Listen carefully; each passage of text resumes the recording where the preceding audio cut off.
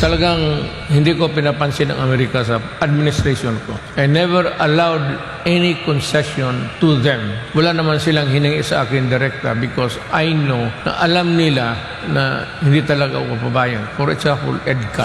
It simply means the presence of foreign troops in our country. Alam mo, ang Amerika, kalaban nila ang China. So, kailangan nila, bago makarating ang Amerika sa China, dadaan muna dito sa Pilipinas.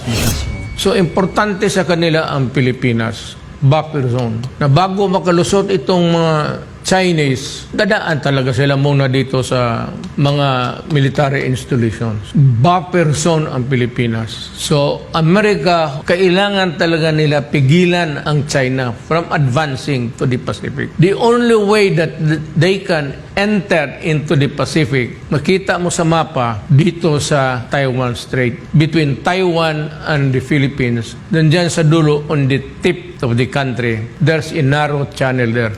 Ngayon, kung magkagera, fight muna tayo dito bago ka makalusot. Before you can ever even entertaining the idea of conquering the Marianas and Guam, patayan muna tayo dito sa Pilipinas.